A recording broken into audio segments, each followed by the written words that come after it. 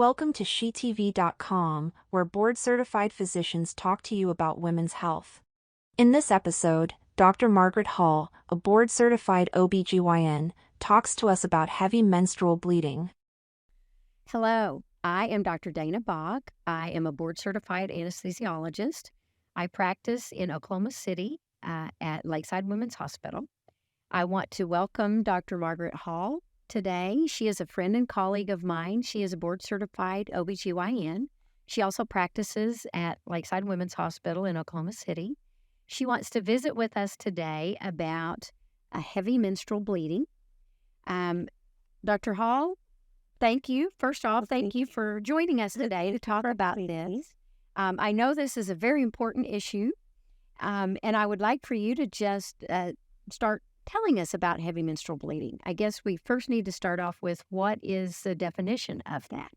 Well, we see it in up to 1/3 of women during their lifetime, and there's different ways to define it, but it can be if a woman's having a period that's soaking a pad every hour on the hour, or passing clots that are quarter-sized or greater, or periods that are lasting 7 days or longer. Yuck. Yeah. Or that's horrible. Yes, it is. Or some women have to get up at night and change their clothes, change their sheets, swaddling clothing. Things like that are not normal. Wow. So that's heavy menstrual bleeding. Mm-hmm. What can we as in you, as in all OB-GYNs, what can you guys do to help with that? Well, first, have to take a history and physical, do an exam. A lot of women can be anemic, so we need to check their iron and blood count. Sometimes we'll need to do an ultrasound of the uterus and the ovaries to make sure there's no polyps or fibroids. Sometimes check hormone levels to see if this is related to perimenopause or not ovulating regularly. Okay. So, Is an ultrasound, you mentioned an ultrasound, is that something that's painful? no, it's usually what's called a transvaginal ultrasound, which sounds odd, but there's no pain from the sound waves. It's just a narrow, slender wand that a female technician inserts into the vagina. It just gets really close to the cervix and the uterus and ovaries and lets us see everything in detail. Okay. Gets you a very good picture. Right. It might feel a little odd, but again, there's no pain from the sound waves. Okay. Right. Yeah. So once you've done those diagnostic things, where do you go from there? Well, if there's a problem with not ovulating regularly, such as polycystic ovarian syndrome, there's hormone therapy that can help either to regulate the cycles, either cyclic progesterone or low-dose birth control pills if the patient's a candidate. If it's related to perimenopause, sometimes low-dose hormone therapy can help. Okay. If there's a problem such as a polyp, that's usually a procedure that needs done as an outpatient in the operating room, where we insert a little telescope called a hysteroscope up through the cervix so we can see inside the uterus, and then there's another little device that we can put right beside the camera that suctions out and scrapes out that polyp. Okay.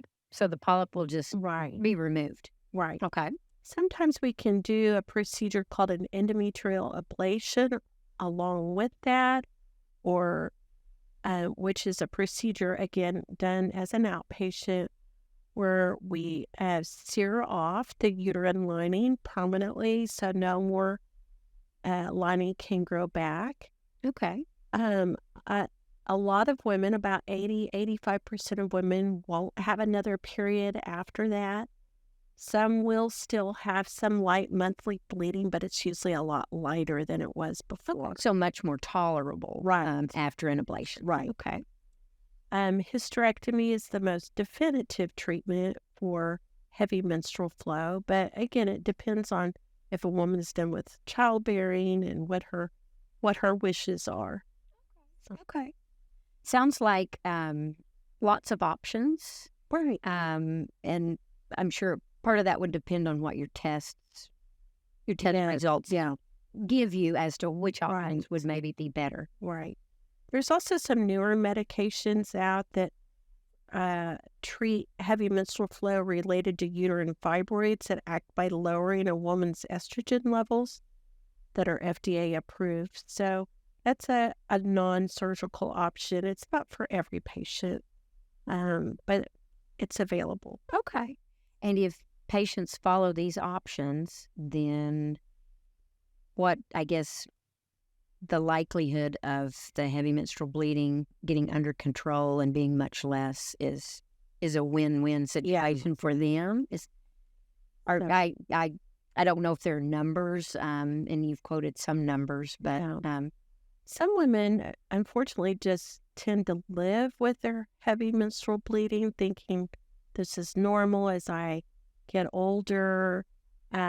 We'll see women who come into the office who are significantly anemic just because they felt like there aren't any options or that it's just part of being a woman, but it's not always and doesn't have to be that way. right. So then there are lots of options out there. Yeah, there really are. Okay, that sounds great. So, you, as a patient, if you're experiencing that, it sounds like Dr. Hall is saying, go see an OB-GYN and let them know how much your bleeding is, how significant your bleeding is, and then there are lots of options.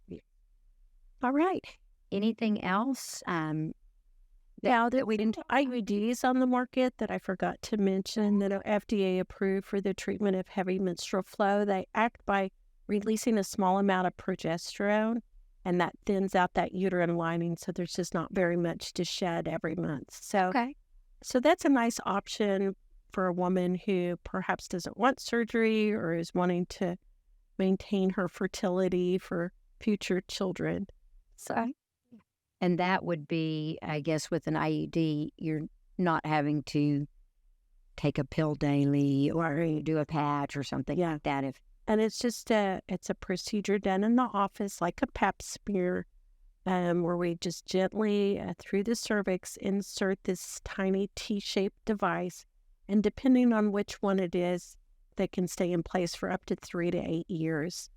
So Wow. yeah, Okay. so That's really long term. yeah, a long-term option there. So That sounds good. I think we've probably covered that topic. I want to thank you for joining us and telling us about all these options that are out there for ladies. well, thank you. Bye-bye. Thank you for watching SheTV.com, where board-certified physicians talk to you about women's health.